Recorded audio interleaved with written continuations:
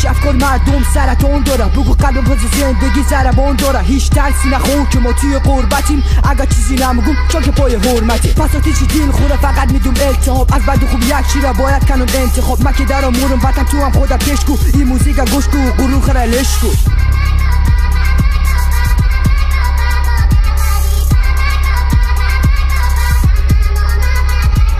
قلب شکسته ما و مردم، اعتراف کنم ما دچ دردم. از عشقی که خون شد من چشمه، از بچه که خاکه شب و گوش نه، یا وطنی که خفته من آتیش. بلده مردم ها شداب دیگه چی بیاد دید، یا از آدم های کسولی باسه دوست و دشمنه، باسه اموال مادر پنجه تیز میکنن. خواب دیدن خیره افغانی های شره، نمیذاره ببازن دشمنشون دره. قافیه رو شلکن و مرکز که مرده، بیا جلوی ایف چی رپا بگیره.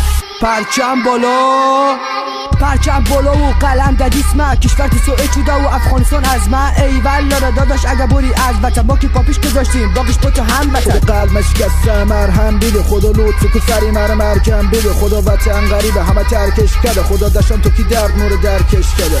ایفچی وطنم بازم در خود شکست، قایقای آرزومون توی گل نشست. ایفچی وطنم بازم غم داره، تنهای انگار چیزی کم داره.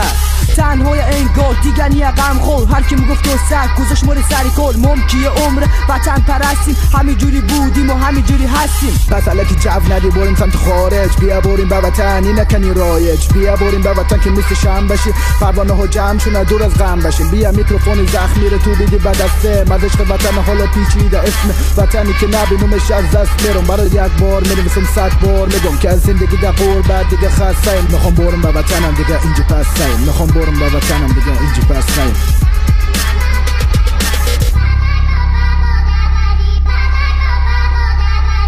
حسد دالبینته دوش علی میکس رافی.